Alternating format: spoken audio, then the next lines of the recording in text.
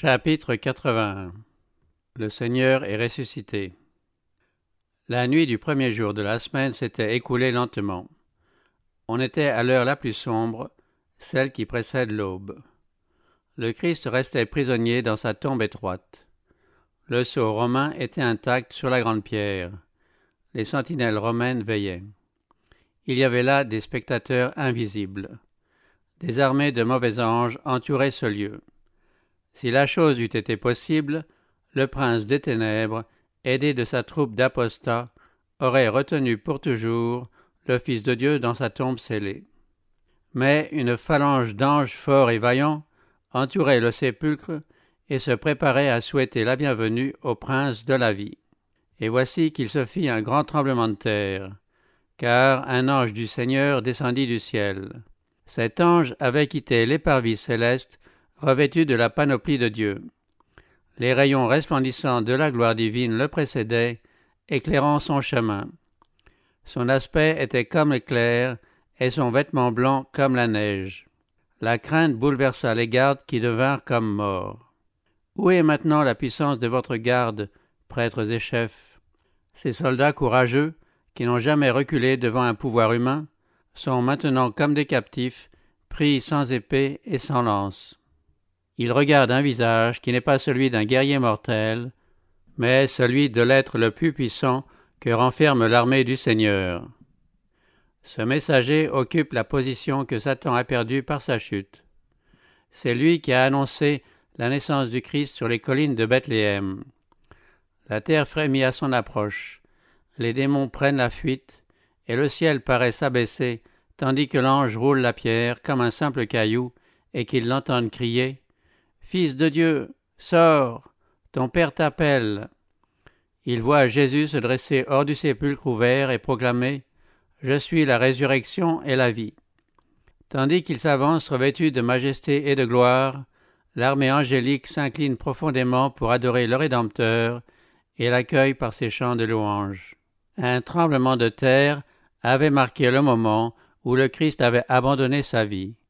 Un autre tremblement de terre signala son triomphe. Celui qui avait vaincu la mort et le sépulcre sortit du tombeau avec l'allure d'un conquérant, au milieu des convulsions du globe, du jaillissement des éclairs et du grondement du tonnerre. Quand il reviendra sur la terre, il ébranlera non seulement la terre, mais aussi le ciel. La terre chancelle comme un homme ivre, elle vacille comme une cabane. Les cieux seront roulés comme un livre. Les éléments embrasés se dissoudront, et la terre, avec les œuvres qu'elle renferme, sera consumée. Mais l'Éternel est un refuge pour son peuple, une forteresse pour les enfants d'Israël.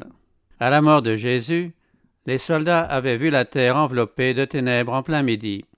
À la résurrection, ils virent la nuit illuminée par la splendeur des anges, et ils entendirent les habitants du ciel chanter d'une voix joyeuse et triomphante « Tu as vaincu Satan et les puissances des ténèbres, tu as englouti la mort dans la victoire. » Le Christ sortit glorifié de la tombe, à la vue de la garde romaine. Les soldats, les regards rivés sur celui qu'ils avaient récemment raillé et tourné en dérision, reconnurent dans cet être glorifié le prisonnier pour qui, au tribunal, ils avaient tressé une couronne d'épines, celui qui n'avait offert aucune résistance à Pilate et à Hérode, et dont le corps avait été lacéré par les verges, celui qui avait été cloué à la croix, et devant qui les prêtres et les chefs, satisfaits, avaient hoché la tête en disant « Il a sauvé les autres, il ne peut se sauver lui-même !» C'était bien celui qui avait été déposé dans le tombeau neuf de Joseph. Un décret du ciel avait rendu la liberté aux captifs. Des montagnes accumulées sur son sépulcre n'eussent pu l'empêcher d'en sortir.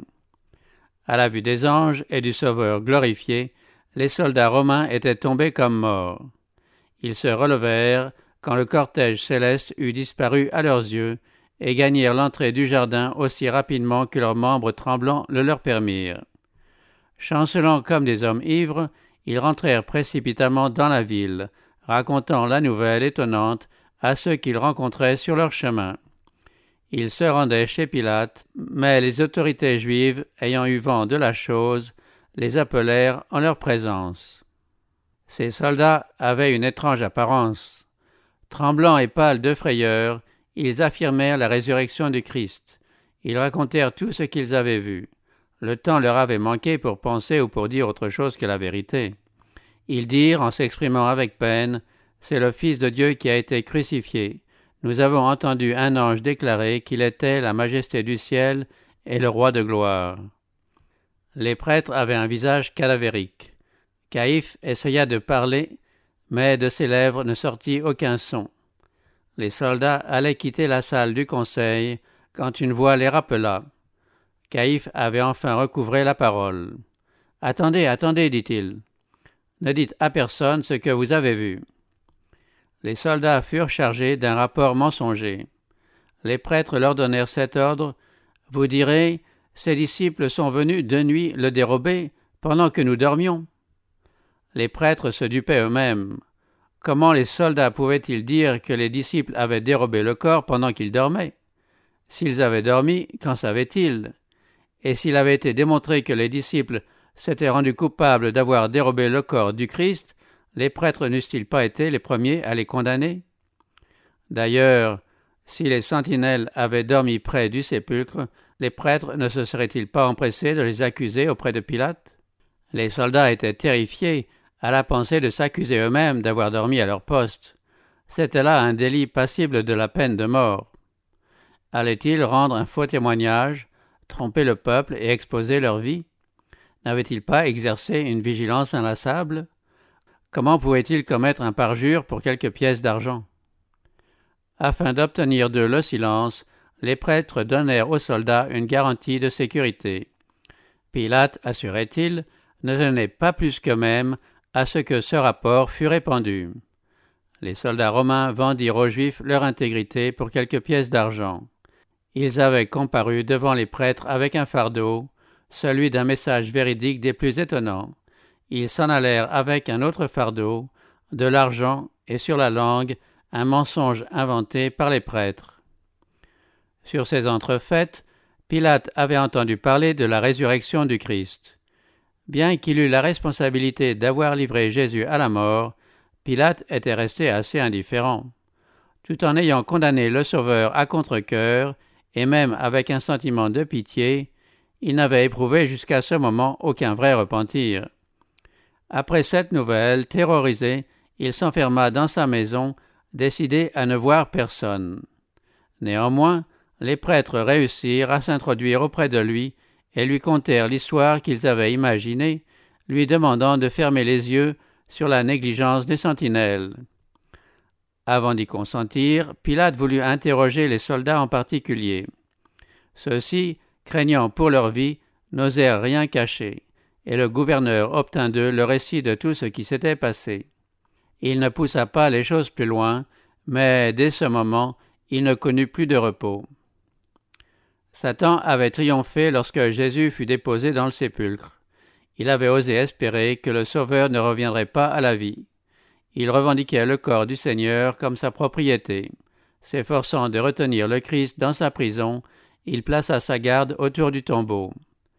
Quand ses anges prirent la fuite à l'approche du messager céleste, il devint fou de colère. En voyant le Christ sortir triomphant, il comprit que son royaume, à lui, était destiné à prendre fin et que lui-même devrait périr. En mettant le Christ à mort, les prêtres s'étaient fait les instruments de Satan. Ils étaient maintenant entièrement en son pouvoir, pris dans un filet d'où ils ne pouvaient sortir. Il ne leur restait qu'une chose à faire, poursuivre la lutte engagée contre le Christ. En apprenant la nouvelle de sa résurrection, ils redoutèrent la colère du peuple et se virent en danger. Une seule chance de salut leur restait, soutenir, en niant la résurrection, que le Christ avait été un imposteur. Ils corrompirent donc les soldats, et, ayant obtenu le silence de Pilate, ils répandirent auprès et au loin leurs faux rapports. Mais il y avait des témoins qu'ils ne pouvaient réduire au silence. Plusieurs avaient entendu le témoignage rendu par les soldats à la résurrection du Christ. D'autre part, quelques-uns des morts qui étaient ressuscités avec le Christ apparurent à plusieurs, déclarant qu'il était ressuscité. On vint dire aux prêtres que certaines personnes avaient vu ces ressuscités et entendu leur témoignage. Les prêtres et les chefs vivaient dans une crainte continuelle de se trouver face à face avec le Christ, soit dans les rues, soit chez eux. Ils ne se sentaient en sûreté nulle part. Les verrous et les barres offraient un faible abri contre le Fils de Dieu. Jour et nuit se représentait à leur esprit la scène du tribunal avec les paroles qu'ils avaient proférées, « Que son sang retombe sur nous et sur nos enfants ». Cette scène ne devait jamais s'effacer de leur mémoire. Ils ne devaient jamais plus goûter un sommeil paisible. Quand l'ange avait fait entendre sa voix puissante près du tombeau du Christ en disant « Ton Père t'appelle », le Sauveur était sorti du sépulcre grâce à la vie qu'il possédait en lui-même. Ainsi se trouvaient vérifiées ces paroles « Je donne ma vie afin de la reprendre. J'ai le pouvoir de la donner et j'ai le pouvoir de la reprendre. » La prédiction qu'il avait faite aux prêtres et aux chefs était accomplie. « Détruisez ce temple, et en 3 jours je le relèverai. » Le Christ avait proclamé triomphalement sur le sépulcre ouvert « Je suis la résurrection et la vie. » Un Dieu seul pouvait parler ainsi. Toutes les créatures ne vivent que grâce à la volonté et à la puissance de Dieu. Elles vivent dans un état de dépendance à l'égard de la vie divine. Depuis le séraphin le plus élevé jusqu'à l'être animé le plus humble, tous sont alimentés par la source de la vie. Celui-là seul qui est un avec Dieu pouvait dire « J'ai le pouvoir de donner ma vie et j'ai le pouvoir de la reprendre. » Le Christ possédait, dans sa divinité, la puissance qui lui permettrait de briser les liens de la mort. Le Christ s'est relevé d'entre les morts, comme les prémices de ceux qui dorment. Il était l'antitype de la gerbe que l'on agitait dans le temple, et sa résurrection eut lieu le jour même où cette gerbe était présentée devant le Seigneur. Cette cérémonie symbolique avait été célébrée pendant plus de 1000 ans.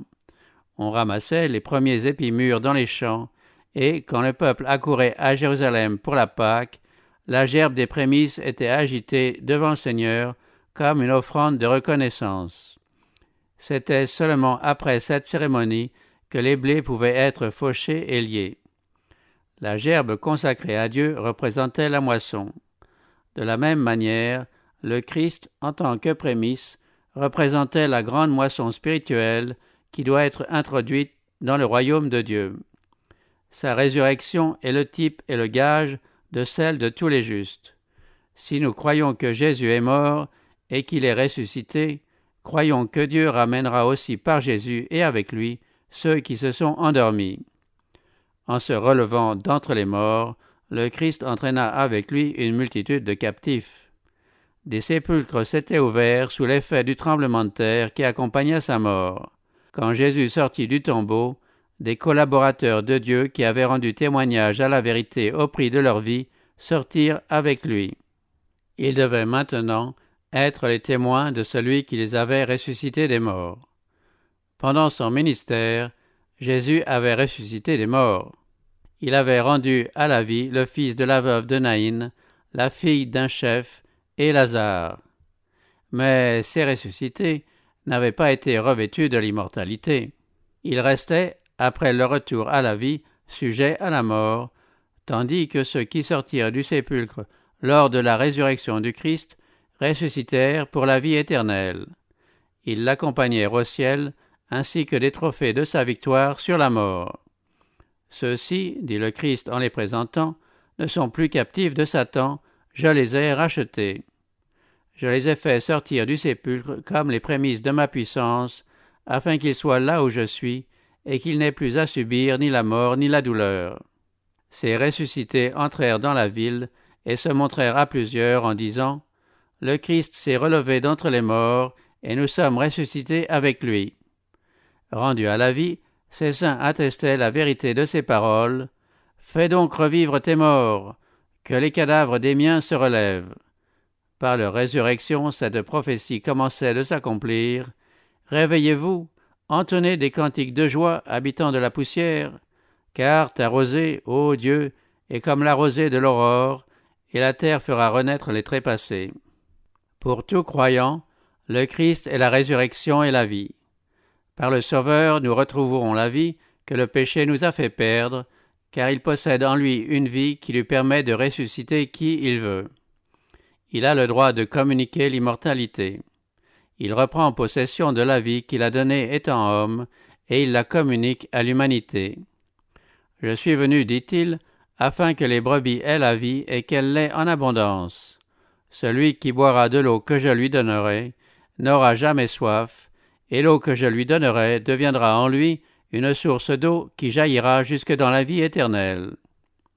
Celui qui mange ma chair et qui boit mon sang a la vie éternelle, et je le ressusciterai au dernier jour. » La mort est peu de chose pour le croyant. Le Christ, en parlant d'elle, a dit « Si quelqu'un garde ma parole, il ne verra jamais la mort. » La mort du chrétien n'est qu'un sommeil, un repos dans le silence et l'obscurité. Si vous croyez, votre vie est cachée avec le Christ en Dieu, et, quand le Christ votre vie paraîtra, alors vous paraîtrez aussi avec lui dans la gloire. Le cri qui a retenti sur la croix « Tout est accompli » a été entendu même parmi les morts. Il a traversé les parois des sépulcres et ordonné à ceux qui dormaient de se relever. Il en sera de même quand la voix du Christ se fera entendre du ciel. Cette voix pénétrera jusque dans les sépulcres, elle en brisera les barres, et ceux qui sont morts en Christ se lèveront. Quelques sépulcres seulement furent ouverts lors de la résurrection du Sauveur. Mais lors de son retour, tous les morts qui lui sont précieux entendront sa voix et seront revêtus d'une vie glorieuse, immortelle. La même puissance qui a ressuscité le Christ d'entre les morts fera revivre son Église et la glorifiera avec lui, au-dessus de toute principauté, de toute puissance et de tout nom qu'on peut nommer non seulement en ce siècle-ci, mais aussi dans le siècle à venir.